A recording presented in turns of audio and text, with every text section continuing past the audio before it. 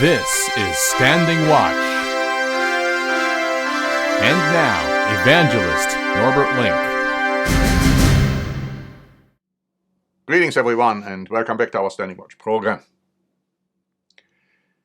I just wrote a letter to our members and friends from which I like to quote because it will show you what is going on right now. I say in there that a well-known Christmas song, which we cannot avoid hearing no matter where we are, goes like this. It's the most wonderful time of the year. It's the happiest season of all, with those holiday greetings and gay, happy meetings and caroling out in the snow. There'll be scary ghost stories and tales of the glories of Christmases long, long ago, and so on.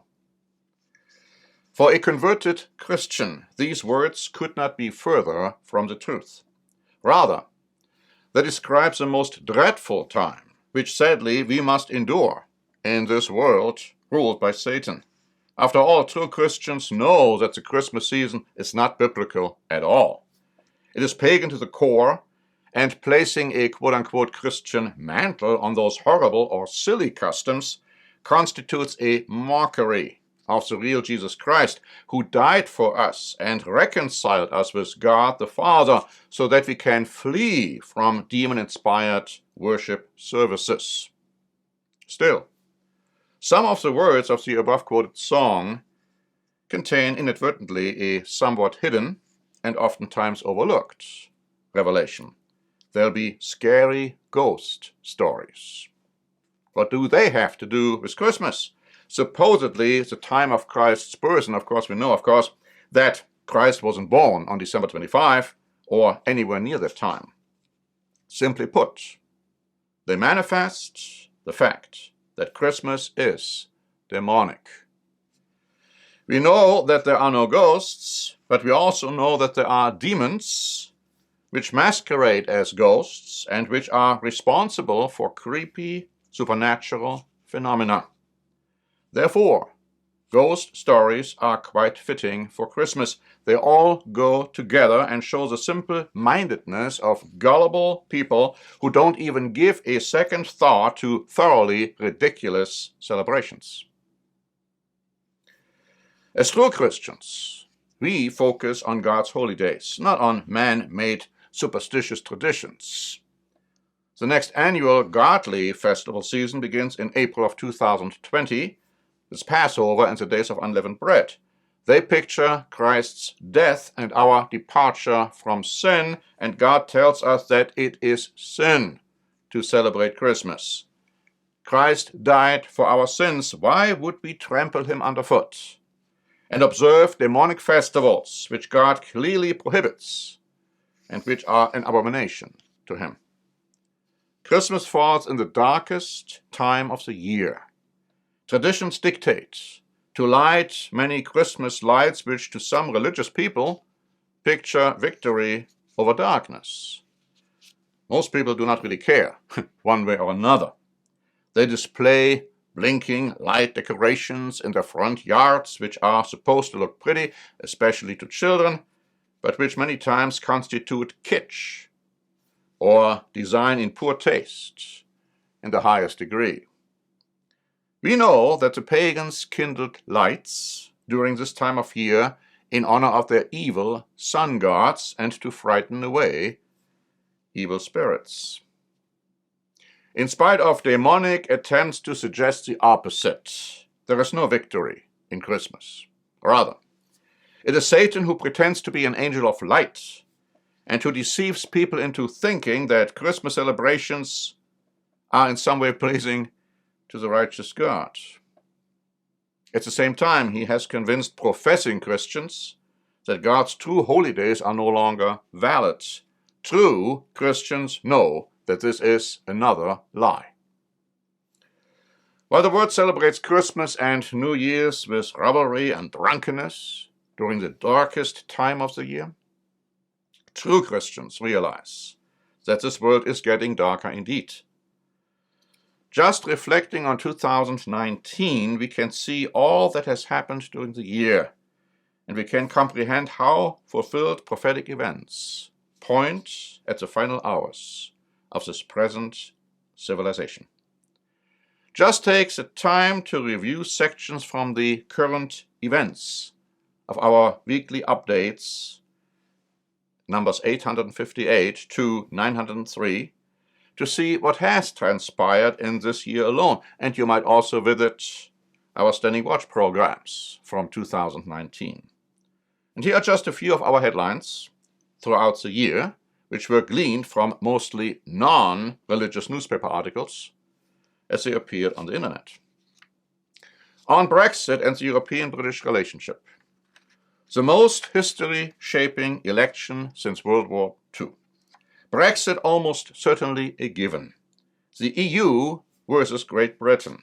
Boris Johnson's UK's last Prime Minister. The end of the British Empire. Then on Europe's emerging power and might and the deteriorating German-European-American relationship. The end of the German-American affair. US threatens to withdraw troops from Germany. USA and UK versus Europe. US threatens, or rather, the US allies are distancing themselves from America. German-US relationships never been worse since World War II.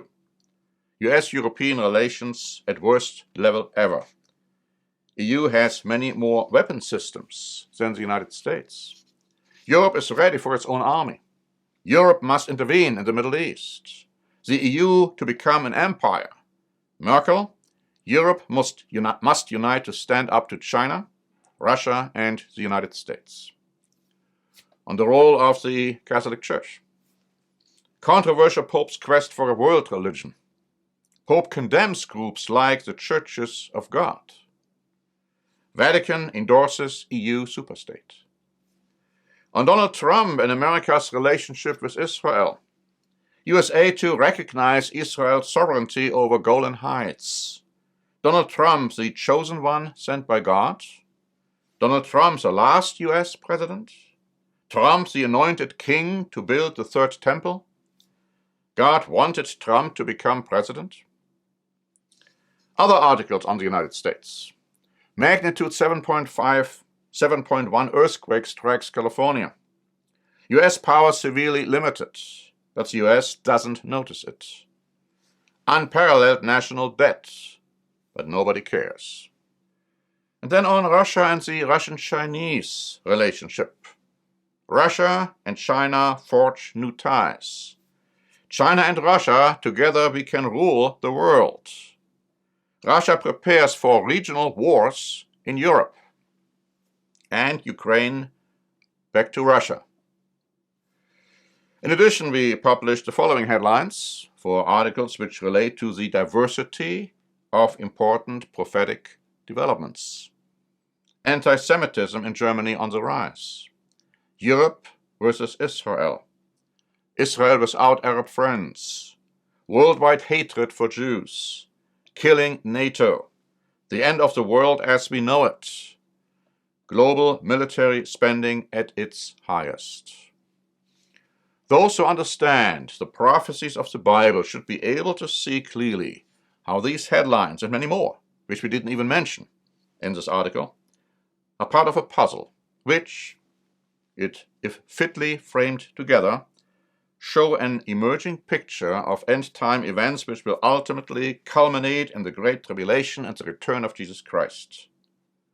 And you can expect similar and even more explosive headlines in 2020, as this world grows darker and darker.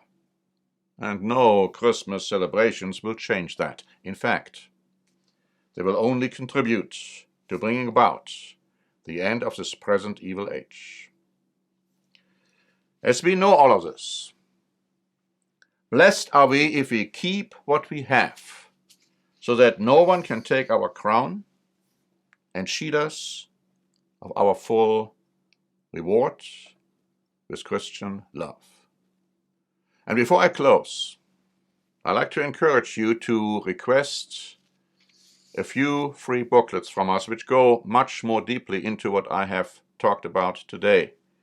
Don't keep Christmas. Don't keep Christmas.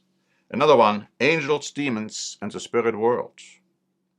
And finally, when and how will Christ return?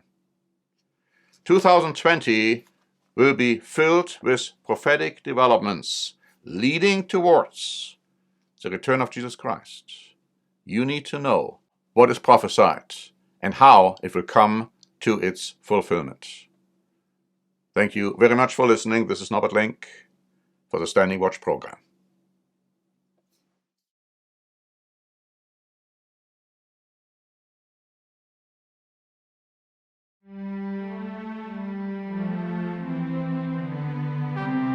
Standing Watch is a presentation by The Church of the Eternal God, P.O. Box 270519, San Diego, California 92198. More information is also available at our website, eternalgod.org.